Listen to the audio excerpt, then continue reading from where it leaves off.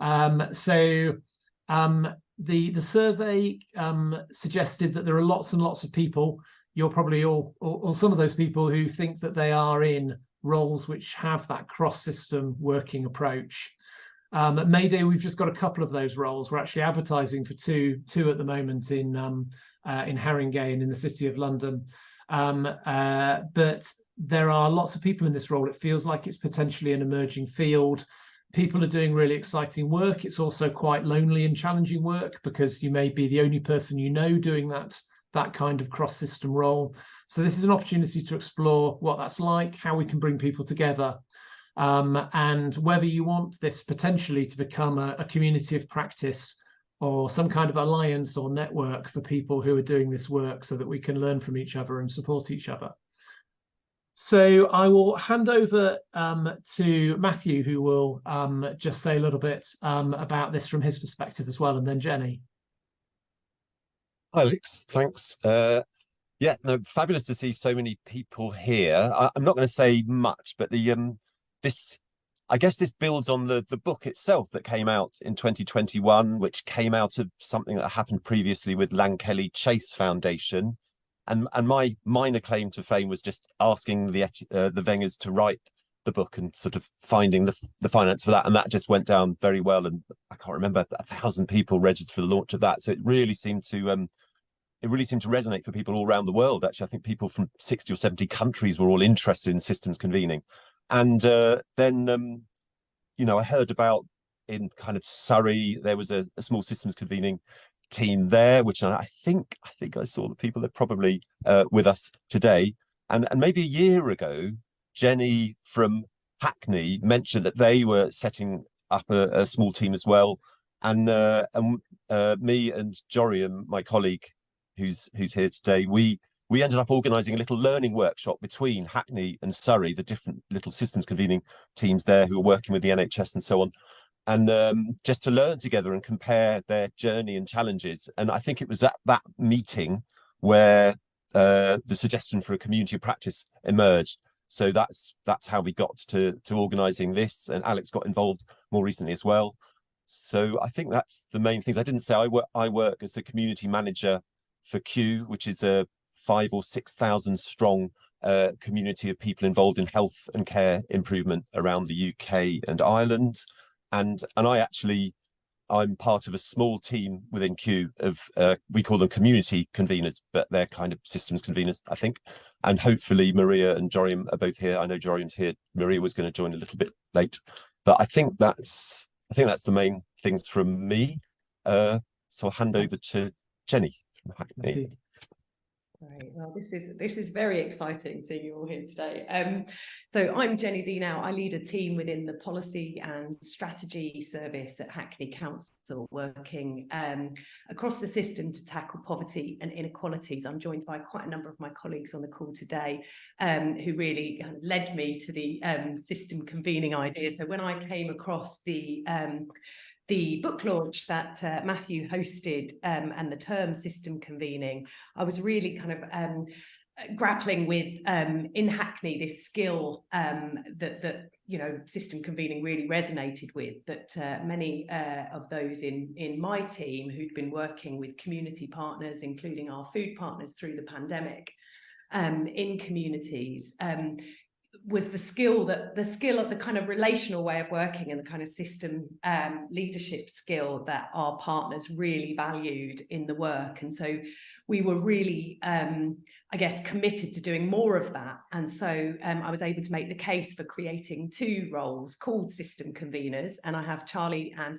Nicola joining us today, who hopefully some of you will meet. And Nicola's just finished her first year as a system convener and has moved into another role. But we are joined by Hannah, Claire Whitney, who's just posting in the chat there, was one of the inspirations, I suppose, behind these ways of working, with the ways that we change the way we work and that we fund community-based organisations based on the really critical role that they play with residents furthest away from our services.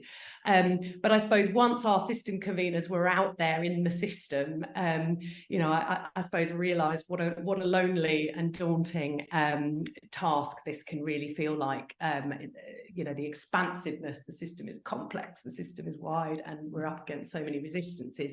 So the session that Matthew and Joriam helped to bring together, where we met with the Surrey conveners, was really energising, I think, for all of us, and really helped to kind of to really think about what we were doing, what the point of it all was, and to spark ideas on what we do next, all of which can feel really overwhelming in the work. So we've been really grateful for that, and also really keen to kind of build, continue to sort of build our understanding of what works, excited by the opportunity of coming together in this way. There was a few quotes that I came across recently when reading a book by Margaret Wheatley, which really resonated in relation to system convening, and I wanted to share those as a final thought, which I'm sure will resonate with many of you. That if the system is failing or in distress, connect it to more of itself, repair broken connections, strengthen existing ones, and create new ones. And finally, our task is to create the conditions both internally and within our sphere of influence where sanity prevails and where people can recall and practice the best human qualities of generosity, caring, creativity, and community. And I think that really resonated from what I heard from Surrey conveners and from all of those that I've connected to through this emerging field. So really excited to be here today, and I will hand over back to Alex, I think. Thanks, Jenny and Matthew. So I can see, Matthew, you've put a link there into the session that you're having about the book. Let's we're already mentioning lots of sources, some of which might be familiar to people, but some not. So let's put links to those in the chat as we go along. Please, everyone, do feel free to share stuff that's important to you. We've drawn really heavily on the human learning systems approach, and obviously the idea of system stewardship is kind of one of those ideas that's fed into this concept of systems convening. We're now going to do some really brief, quick overview of the agenda. It's been in the chat a couple of times. We've got impromptu networking, which is a really short, just kind of networking session that Joriam is going to introduce us. We've got the conversation cafe after that, which is going to be about what are the issues that really kind of keep you up at night, that are really kind of close to your heart as a system convener. That's going to be in groups, looking at what you all share with each other, what kind of challenges, what kind of opportunities. There's going to be some voting, which is going to be looking at what we think you told us in the survey about the biggest kind of challenges, topics, the things you really want to talk about. There is a Miro board involved in that we'll get to later. And then we will be discussing those in breakout rooms as well. So that's going to help us shape this idea of what a community of practice in this space could be doing. And we're going to sort of finish with some next steps. But Joriam, do you want to get us going with some networking? Sure. Hey, folks. Happy to see you here. You might have already noticed that, and I hope that is metaphorically resonant, that you will be put into increasingly bigger groups of conversation. And also we're going to move from personal to more conceptual conversations. So right now we are in very small groups, very personal. We're going to send you to have a conversation with somebody in this room. We're running a little bit behind time, but we've got kind of a couple of minutes if there's some people with things to share. Are there any groups that we can ask for any reflections from? Just please speak now. Liz. Hello, I'm Liz from Surrey. You'd expect me to jump in. We're referenced in the book, which is a great privilege and a little bit embarrassing in equal measure. I think talking to our group, I found it quite interesting that we have conveners around a topic or a wicked issue like the cost of living crisis or climate. And then in Surrey, we have population-based system convening. But the thing that was keeping us awake at night was partly funding and partly that short-termism and the fact that we had to justify in very program management type terms our impacts and outputs, when actually one of the things I'm tackling, for example, the mortality gap for people with a learning disability, is really long term and so multifactorial and so complex. And I think one of my colleagues was saying climate change and Climate Friendly Neighbourhoods was the same. What we do is so complex that we don't fit into the usual boxes or the usual timescales, or the usual ways of reporting that other colleagues might have. I hope I reflected our conversation, but it was an excellent one. Thanks for everyone to contribute. Thanks so much, Liz. And please do put other reflections in the chat. Does anyone else, I think we've got time for one more reflection from groups. Certainly Liz's group's reflections resonated with much of what we discussed. Was there anybody else who wanted to jump in with any reflections? Is that... I don't know if I pressed the right button and if I'm the only one raising my hand. Yes, go for it. Yes, so our group also had frustration with the pressure on short-termist KPIs or one-sided KPIs. If you are addressing homelessness and neglecting the mental health side, or if you are doing suicide prevention, where do you start and how do you overcome how fragmented it all is? We have several of us experienced frustration with difficulty of getting the interest of the power brokers in the voice of lived experience.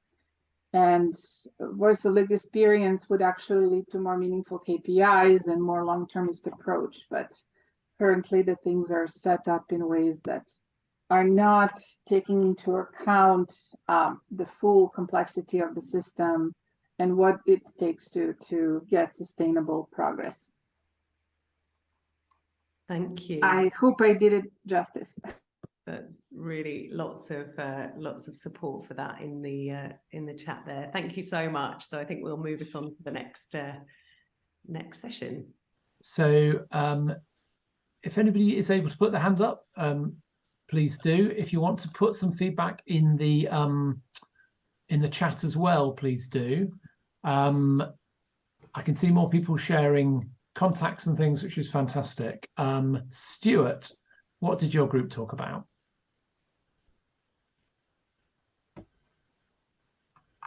I can tell you that from my POV, but that wasn't why I put my hand up. Maybe I misunderstood what you were saying. I thought I'd put my hand up in response to whether or not there was going to be more of this call for more events going forward, or for forming a community of practice. So since my hand is up, yes to the idea of a community of practice. And of course, there's lots of information on the Google document. The meeting or our breakout room was very well documented. So that's my piece for now. Thanks, Stuart. Anyone else want to either sort of answer that question or share anything interesting that you heard in your group?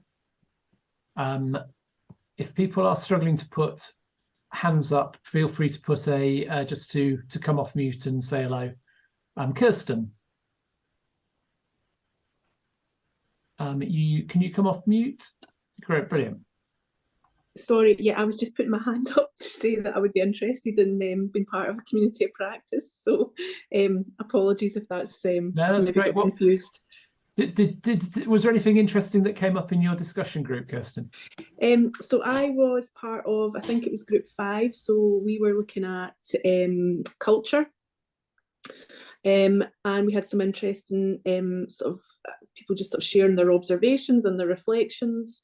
I think the sort of topic of capacity came up, and how that can impact on people having the will, the headspace to embark on change and transformation, because they're just so busy trying to keep the show on the road, to be quite frank.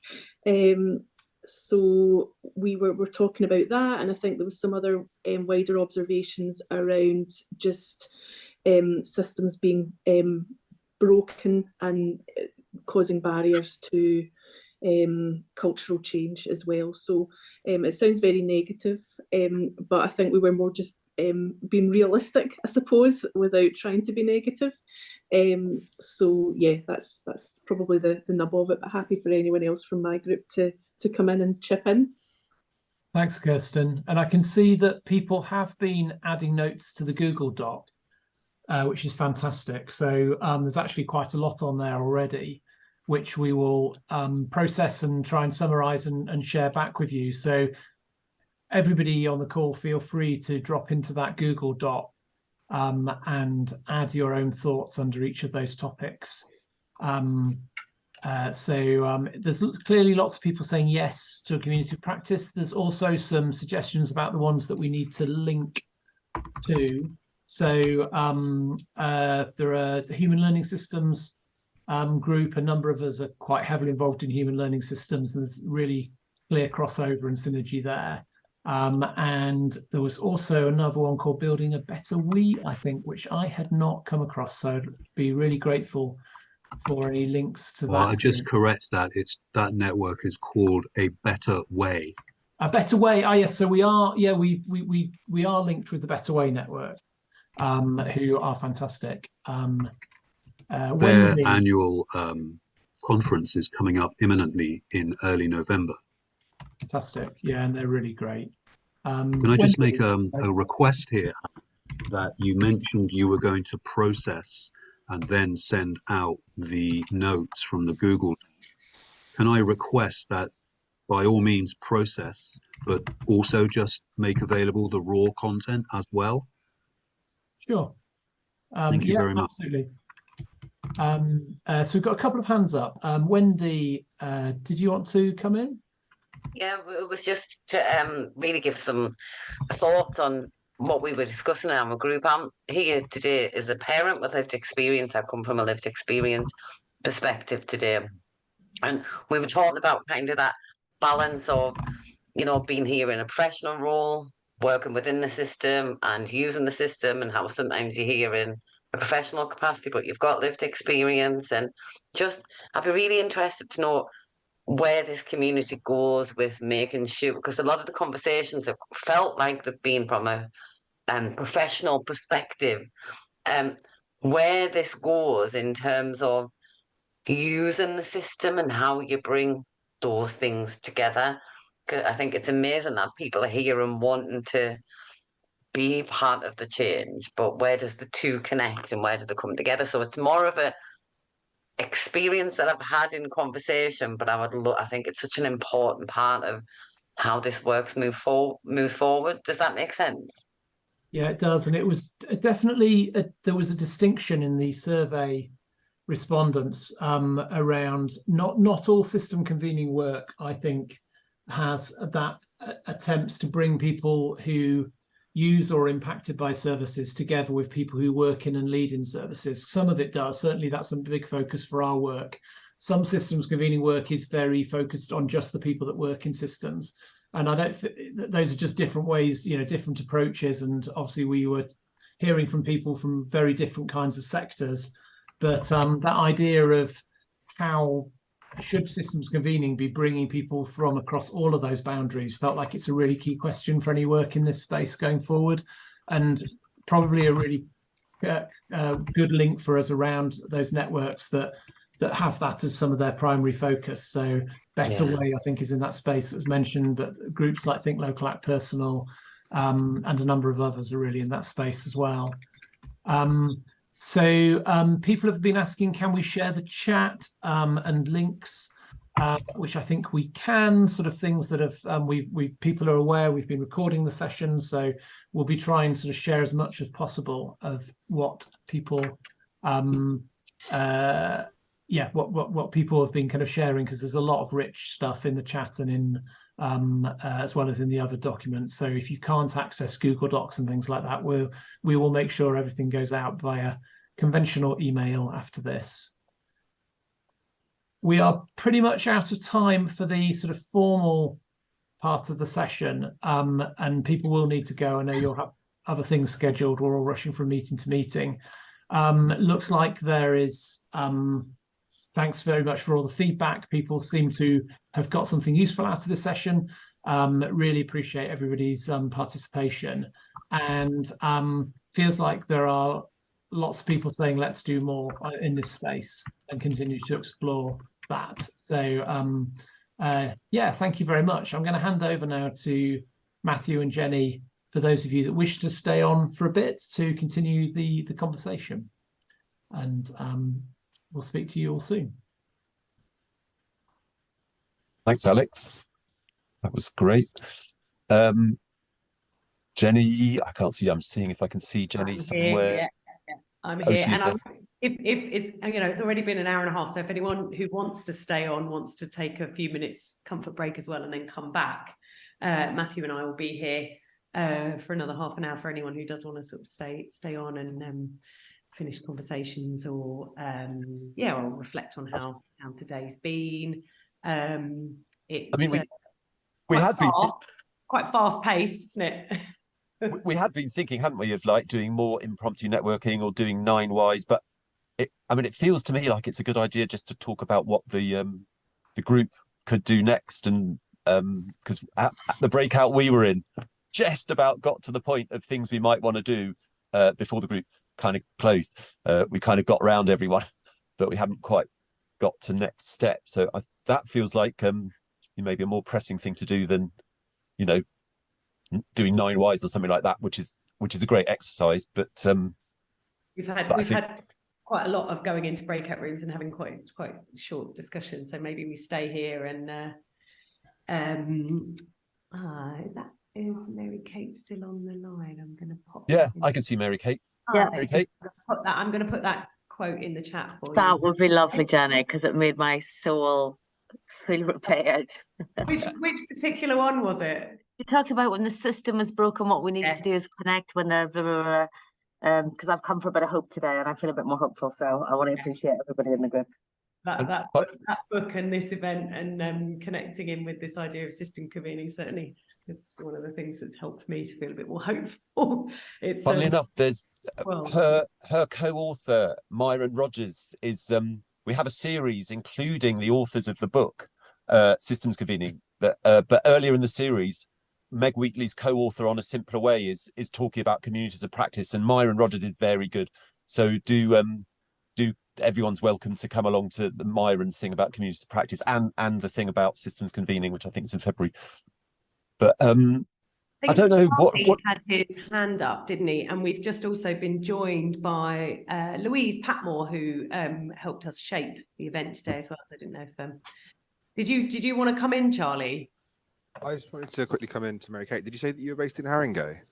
Or did I mishear that previously? No, but so it's Barnard Enfield and Haringey, and then we're merging with Camden and Islington probably on the 1st of April with the financial year. So it's going to be North Central London Mental Health Partnership. So yes, Haringey, but the other 3 boroughs at the minute moving to the other 5. I think in our system convening work in Hackney, we're going to be looking into moving into mental health space, talking about mental health a little more. It'd be interesting to grab your contact details and have that conversation.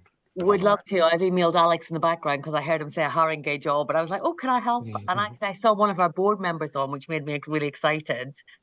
And I might try and reach out to her because I'm just, feeling really demotivated and stuck. So Charlie, I will I'll put my email into the chat, no bother. It would be interesting. Did anyone in their breakouts get to a point of thinking of things that the community of practice could do next, or a subgroup of it? I don't know. Did we get to something, Guy and Jenny, in our? There are various interesting approaches to measuring impact. Yeah, I mean, potentially. I think if we could share some of those, because I mean, from my point of view, I think I put something in the chat, hearing about Guy's experience and others of applying some of these different ways of thinking about measuring impact.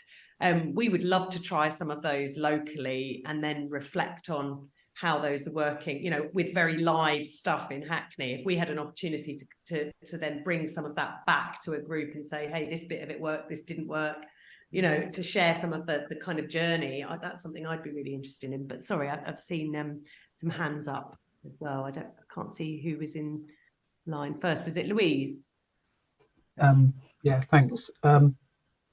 I think the systems convening roles, they're fairly new, and I think the concept is sort of reasonably new in health systems. It might not be new sort of in other places, but there's a kind of risk of people wanting transformation, and there's lots of contradictions in the system. So thinking about the kind of TRITS methodology, there's plenty of contradictions that we need to sort of raise. When you start raising contradictions in a system, people start not liking it. And there's the I can't remember the thing of I don't like change, I don't like the process, I don't like you, sort of goes through. You know, if you're there's a model of it, I can't remember the author of it, but it's this kind of we want all this transformation, but we've got all of these sort of systemic blocks in the way, and one of the most biggest ones is metrics. It's the way that we look at metrics in the health system in the UK. Lots of it is about crisis management, so we need a crisis in order to measure it, because we can understand that, because that's numbers in and out of hospitals and so on. What we're not very good at is measuring trust, measuring prevention, and what I talked about in our group was this idea that some of the benefits of work that you might do will be felt in other parts of the system. Therefore, people become not interested in it because they're guarding their own. So how do we get people to unfold in the system and be able to do that safely, when sometimes when you look at the system, it doesn't feel very safe? And then I think sometimes systems conveners end up being well, this is the reason why it hasn't worked, because your work's vague and I don't understand it. And then you go through the process of I don't like the process, and then I don't like you. So I think the community of practice has got to be one of safety, but also one that can articulate this problem at a level so that it gets heard.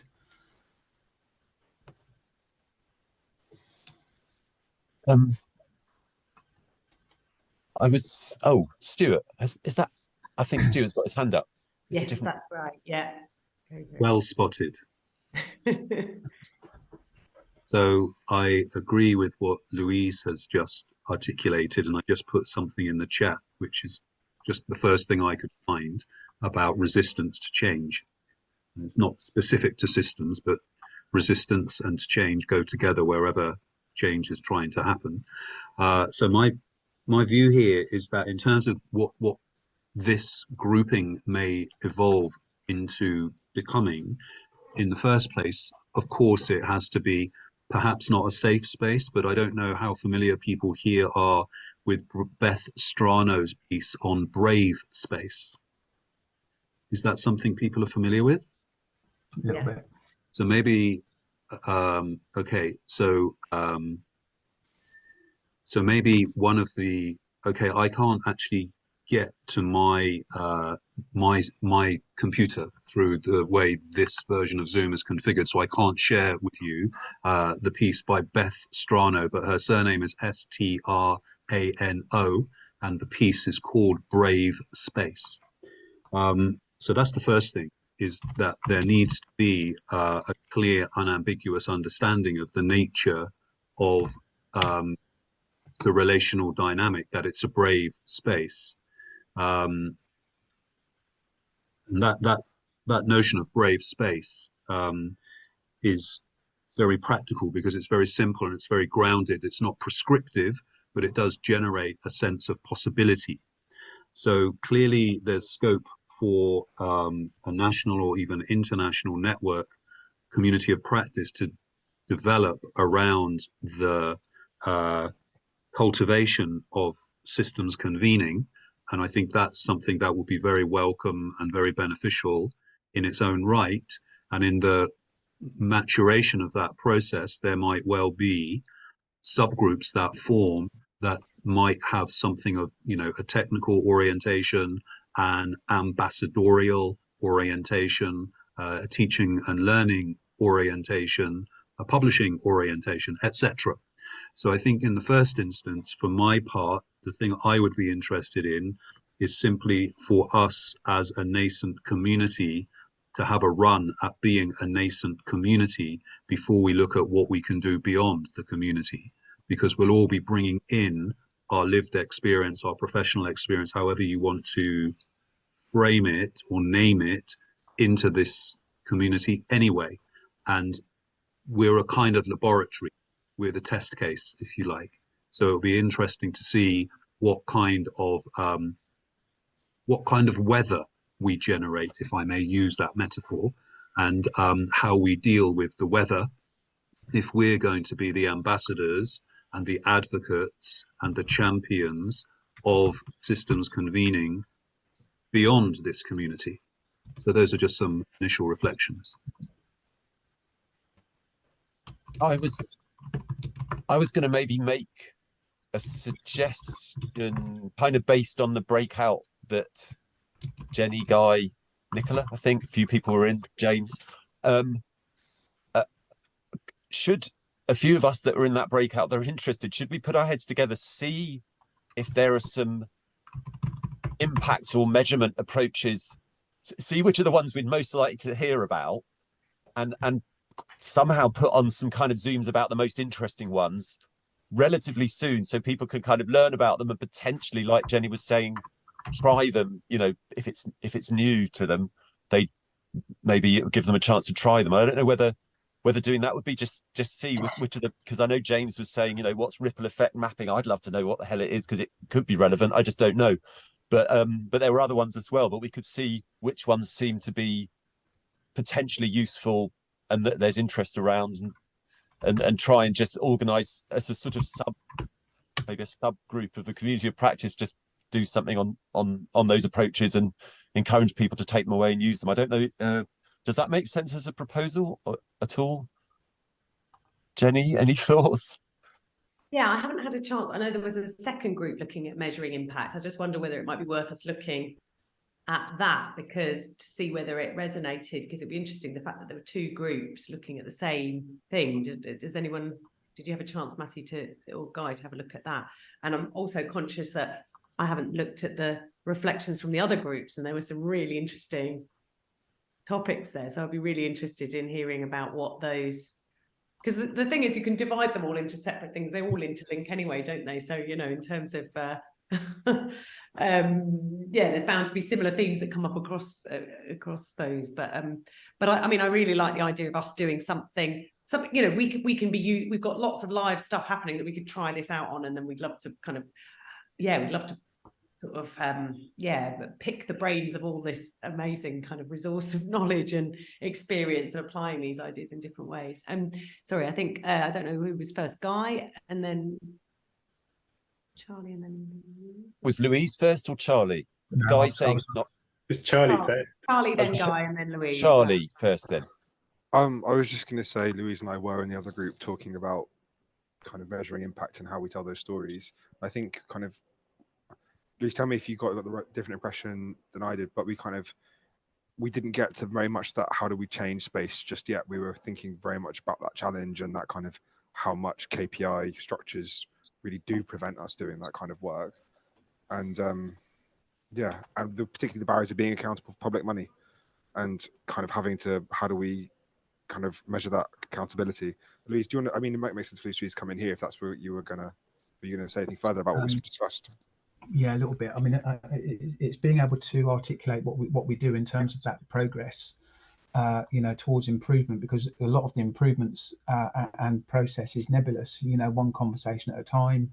It's about building trust in the first instance, and then people do things, and then they own the work. So I find you have to give away a lot of the work that you do and the knowledge and expertise, and you're handing it to someone else that then improves their position as a result of the conversation I had with you or the information that you've shared.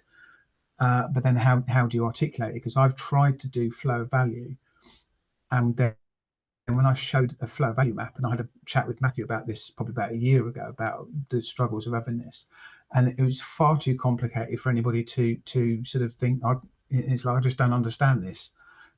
So we're in this tension of, you know, if we're going to give you, you know, £1 million to go and do something, how do we be assured that the money's being spent well when you can't really tell us, you know, and it's on that sort of trust basis and stuff. And what people end up trusting is the crisis in health systems. We can trust that there's an improvement if we can get somebody out of a crisis zone. We can't trust a prevention story, and it's just really super difficult to kind of do that. So I put in the thing about lagging and leading metrics. So what we're doing is we're driving a car by looking out of the back window. So we're seeing what's happened, and that's what we're measuring. We're not driving, looking out the front window, predicting what might happen, because we can't prove what might happen, because there's the word might in the way.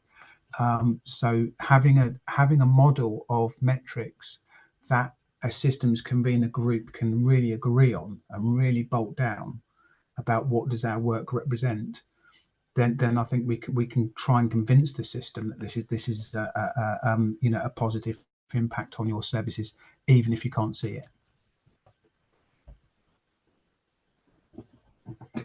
Thank you, Guy. So hopefully what I'm about to say isn't going to be as well articulated as what Louise just said, but it's kind of in keeping. Are people familiar with Peter Pooler's work and Axiom News out in Canada? So he works a lot with Peter Block around stewardship and the structure of belonging, and his work goes back to the 80s. But Peter Pooler he wouldn't describe himself as a journalist in a stereotypical way. And it's more in keeping with what we're talking about with systems convening. And he talks about this approach to generative journalism, which has a positive bias on purpose, and the way that you can construct a series of questions to essentially construct the narrative, but is more prospective in nature. So always move towards the light. We've got enough negativity in the world already. We don't need to focus on that. And it's very much in keeping with the UN development report that talked about, okay, where do we find ourselves now? We've got post-pandemic, war in Ukraine, we've got climate crisis, we've got a cost of living crisis. They talked about this uncertainty complex. So whatever we do as systems conveners, we have to acknowledge this global environment around uncertainty. So trying to, I would argue, taking a positive bias is actually certainly not out of, well, it should be within our remit, really, to encourage rather than to dampen down. Can you share that, Guy, the people, because I'm trying to search and struggling. That'd be really useful. That sounds really useful. Thank you. Mary Kate. And just to sort of say, probably I won't even articulate it as well as Guy, who didn't articulate it as well as Louise. But just to bring it down to real nitty-gritty operational stuff, like I'll say to people, because there's about 7 different work streams, and I'll say, oh, you had a co-production meeting, how did that go? And they were like, oh, it was amazing, it was really well attended. And I was like, how many people were there? And I'll go, 21. And I'll go, okay, how many organizations were there? And they'll go, 4. And I'll go, how many non-statutory organizations were there? And I'll go, 1. So I'll say, out of your 15 people, how many came from the NHS? 11. From the local authority, how many people came? 2. And that's the sort of just the, but they'll walk up to a board meeting and go, we had a really great co-production session. So there's almost something about how do we also give something to sort of project program teams that say, this is how you evaluate participation in these meetings that you have. Because I don't think we can get away from that, even though we can tell lots of stories. It is a real challenge in the NHS because they're so data driven, and we don't even know what to do with all of our data, but it's a barrier. But Guy, I'd really love to read that author that you quoted, because I think there is something about how do we narrate visions for the people who are moved by visions. Yeah, I think with co-production as well, there's a thing about like what were the outcomes, because there's a bunch of numbers of who was there, but what was the value added? What was the benefit of that being there? What's the difference because there were 21 people in that room, and a decision that was made and then followed through? Because quite a lot of the times co-production is the decisions are never followed through.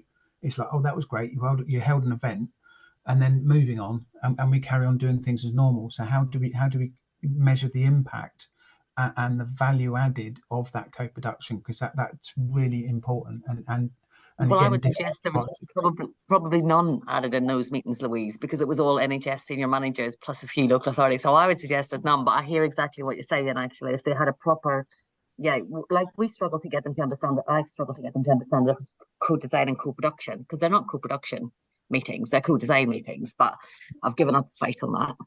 But that's the challenge. It's the NHS senior managers all in a room making a decision together. That I think somebody mentioned earlier about you know, and then they show up and present it at a meeting and go, here's your new service, isn't it fabulous? Was Hannah still wanted to come in? I think you had your hand up, Hannah, at one point. But has it gone down now permanently or not?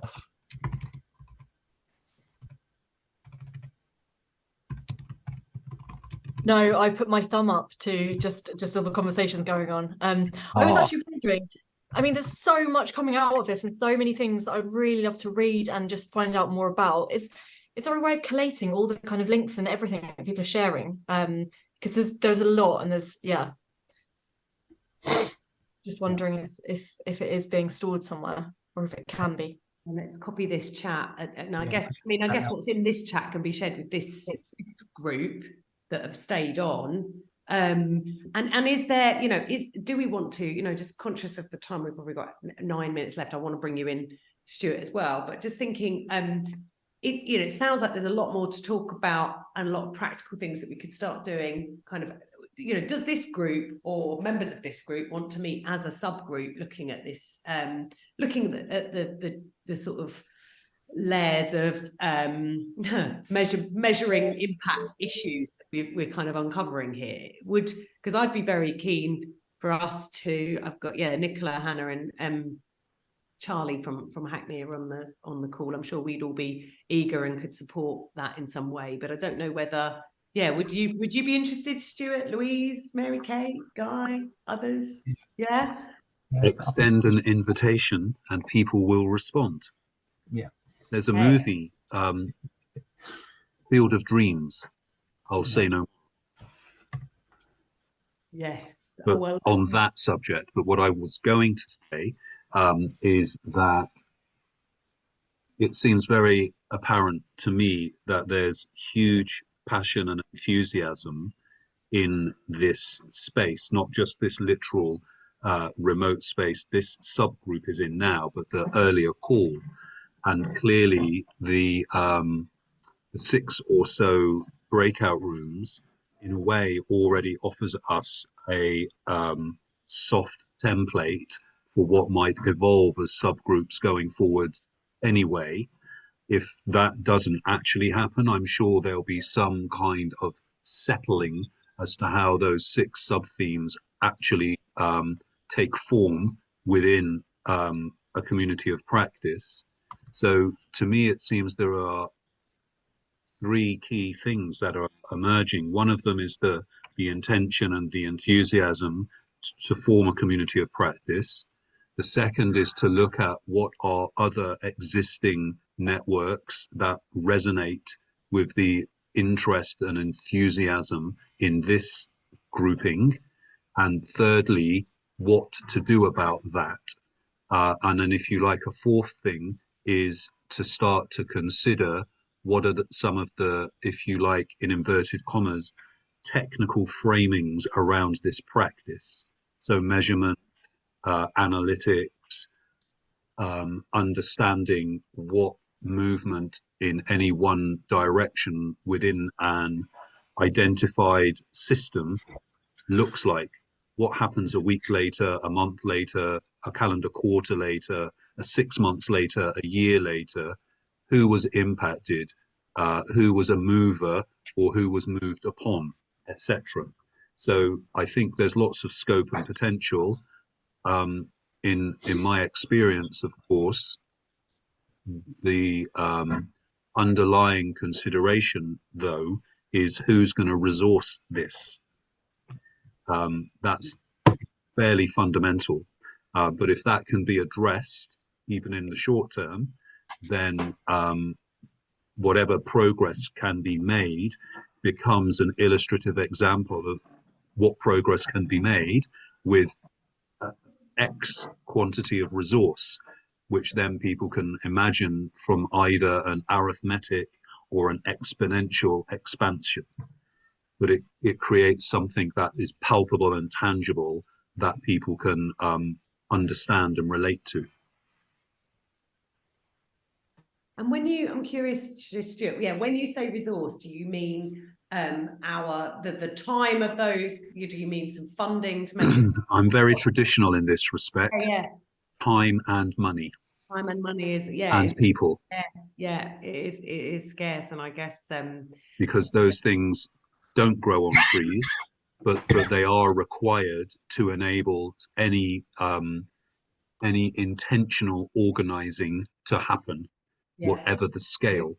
Yeah, no, it's at some level, whatever the if you like, organizational contributors to today, whoever they are, maybe there's a conversation that needs to happen between them to determine what they're able to commit to in the short term, which generates sufficient movement, measurable movement, that can then be communicated to other prospective funders, resource holders, to say, look, demonstrably, what we're doing has benefit, generates value, and you can be part of this process, or you can remain outside of this process. But we think you would prefer to be in this process and aligned with it, both, if you like, ideologically, but also publicly, etc. So it's about generating some stats in order to be able to leverage soft power. Yeah, thank you. Guy? I agree everything with what Stuart said, and in Google Doc, I referenced Eleanor Ostrom's 98 paper that talked about collective action around trust, reciprocity, and reputation. And certainly, what you were saying is that if you want to be involved, this is going to boost your reputation. Yeah, so it's something that everybody wins. But I would just say that is certainly needed for big system level change. My area of work is around end of life care, and very much at a neighbourhood level. And I've found that there's no shortage of goodwill in communities. And going back to Axiom News, not only was the generative journalism workshop I did absolutely amazing, but going back a couple of years, they did something called the art of invitation. So how can we get our invitation right? If we are trying to convene, how can we invite people in? And whoever if you get your invitation so it's transparent and your agenda is explicit on the invitation, so whoever turns up, they're not going to have failed expectations in a way. But we have no resource. But I come back to Daniel Kahneman's idea of endings matter. So, I'm biased around end of life care, but because it's an issue that everybody has some sort of relationship with, that if you get your call in question of an area you want to improve, people do come forward, and they are committed with generally no expectation of return, in the fact that if you had a good experience of an end of life care, you want somebody else to have that. If you had a poor experience, you'd wish that that would never be repeated. So if we can think about the issue that people are convening over, sometimes the degree of resource is flexible. I agree absolutely with Guy, and I don't want to appear flippant here, but you'll get a sense of my general irreverence.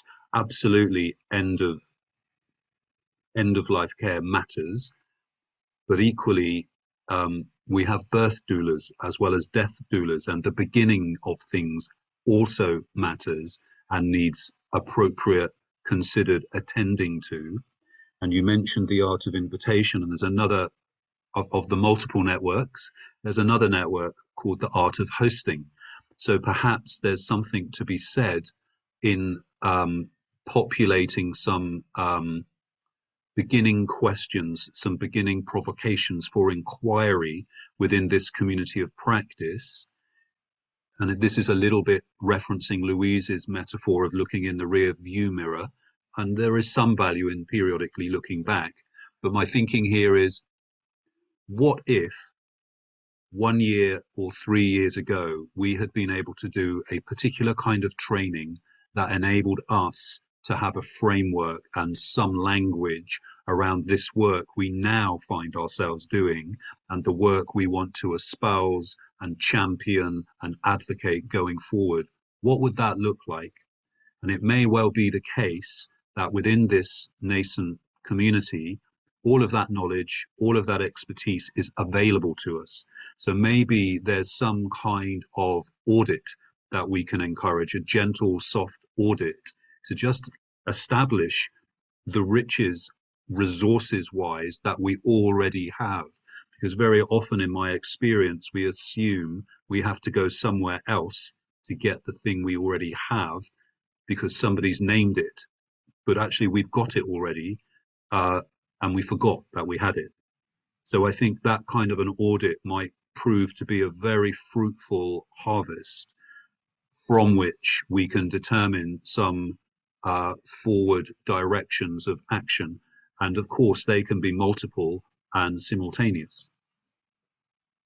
I was just going to say, I love that idea, Stuart. It really resonates for me, because I think we're grappling with the kind of short-term funding of our system convening roles, and we're thinking about legacy, because ideally it's not just, we want the system convening way of working to be in all of the services. We don't want to have discrete roles that sit in this sort of corporate center of the organization and saying this is how we, so we're really interested in that locally, but as part of this network, we know we don't have the skills, resources and knowledge locally that we have in this space, and I would love to be a part of that journey of kind of and I love the way that you've articulated it.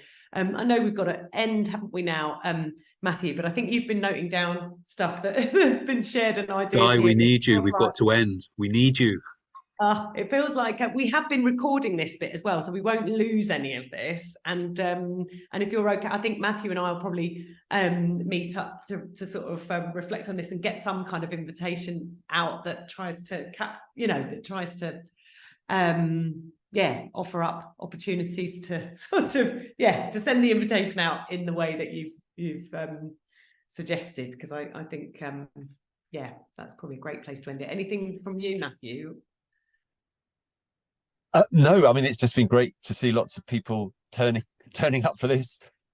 Thanks for bearing with us when we tried to use, Miro's and Google Docs and various things, and it was quite complicated, but I think it broadly worked. I was just trying to save the chat again, and it currently won't let me save it, or else I've done it and it thinks I'm duplicating. But shall I try and save it? It doesn't come up on the recording either, does it? Unfortunately. But maybe there's a way that the host can. Is there an archive of the host? I think there is. Sorry, I think there is an archive of the chat that gets sent to me, so I can then send it on in post-event comms. So we won't lose any of that. Excellent. Oh, and thanks so much for staying on. This has been possibly even the most helpful bit for me, actually, in thinking about the kind of next steps, as well as seeing. It's been fantastic to connect with so many of you, and as you said, I think there's more people out there, aren't there, that resonate. I mean, I come across it by accident through one of those networks, and there are lots of these networks, so I think there's lots to think about. But I'm going to go and get some lunch after all that. Thank you so much. Thanks everyone, we'll be in touch. Yes, see you soon.